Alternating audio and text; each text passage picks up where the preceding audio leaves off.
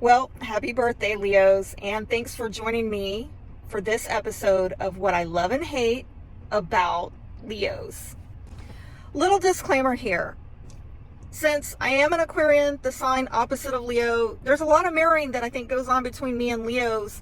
And, I am a huge fan of the fire signs because I'm deficient in fire. So fire and air go really well together. So I love, love, love the fire signs. However, of all three fire signs, I probably connect the least with Leo, oddly. And I think it's because I just don't have any planets or aspects in my natal chart that would really anchor me or draw me in and hold me to a Leo. So when I get around a Leo, the exchange usually goes down a little something like this. Hey, good to meet you. What is your sign, Leo? Oh my gosh, we are opposites. That is so cool. Really? I have been waiting for somebody to acknowledge my coolness. I'm really glad we met. We could be a very powerful duo, you and I. What do you say we team up? Hey, I think you might be onto something there.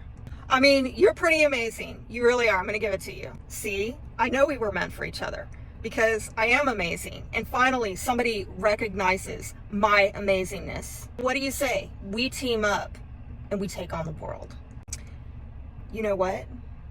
Let me think about that. And you know what? You know who else is amazing? These people over here. I've got to go talk to them real quick. I'll be right back. How dare you? Yeah, that's usually the point at which Leo and I part ways. I'm sorry to say. So I'm going to let you in on a conversation that I once had about Leos with a Gemini. So this is like air sign mentality. What air signs secretly say about y'all when y'all are not around. So he's got a mother and a brother that are Leos. So he said to me, Stephanie, have you ever noticed they're supposed to be the lions, but they don't have courage? They're like the lion in the Wizard of Oz, searching for their courage. And they don't have courage. It's a lion without any courage. And he said, you know why? And I said, why? And he said, because they're cats.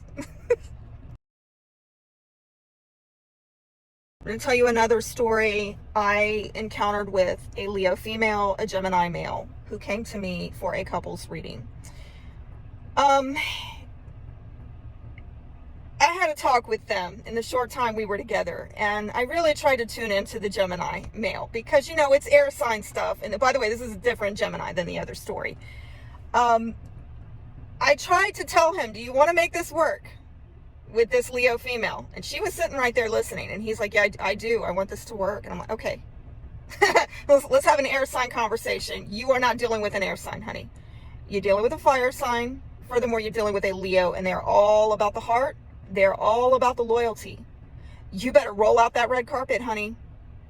And you better make sure that she's center stage because they will accept nothing less. You want to make this work with her? That's how you make it work. And you know what? She was sitting there the whole time going, that's exactly the truth. And you know what? It didn't work out between those two. You know why? Because he didn't take my advice. He didn't understand. You're not dealing with an air sign, honey. You're dealing with a fire sign. You're dealing with a Leo. You better bring the loyalty, give them center stage, roll out the red carpet, or you could just basically go big or go home with a Leo. What I love about Leo, obviously, is the warmth. I mean, you're never going to talk me out of enjoying the warmth of the fire sign and the passion. Oh my God. I tell you, the only thing that has really gotten in the way of me admiring Leos to my fullest is when you see this, and I don't know why I've seen this in several different Leos, where for some reason their rising sign or their moon sign is running the show. Particularly if it's like Earth. I don't know why, and then that to me is a turnoff. It's like, please be a Leo. Please be a Leo. And don't let your Earth moon or your Earth rising or whatever. And again, if you're not an air sign, maybe you don't appreciate that. Maybe if you're a water sign, you want their Earth to run the show. But me personally, I just don't like a Leo letting their other placements dominate the fire, the passion, the boldness, the courage that a Leo should be at their highest potential. And so if somebody tells me they're Leo, but I'm not feeling the Leo at full extra strength, it's just not sexy. It's not hot for me. I got to keep it moving. What I'm saying is, Leo, please do not let anybody dim your shine. Aquarius here, you're opposite. Don't do it. Honestly, I'm sitting here trying to think of what I don't like about Leos.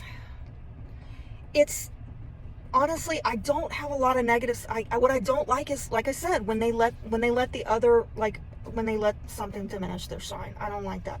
Obviously, the excessive ego and self-concern and the jealousy, not a fan of it as an Aquarian, right? Because we're very other focused, we're very altruistic.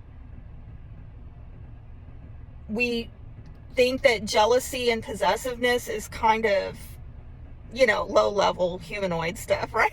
As a fellow fixed sign, I completely appreciate the stability that I think Leo demonstrates more so than Aries or Sagittarius. Although, conversely, Aries and Sagittarius are a lot more spicy and spontaneous and fun. Ain't gonna lie, that has gotten me into some trouble, God help me. But I do love that there's more, I think more stability I see, probably because of the fixed. Overall, I'm gonna say I'm Team Leo. I am. Can I date a Leo? Can I marry a Leo? Can I settle down with a Leo? I don't know. I don't know about that. But I am definitely interested in Leos for a not crazy time and for stability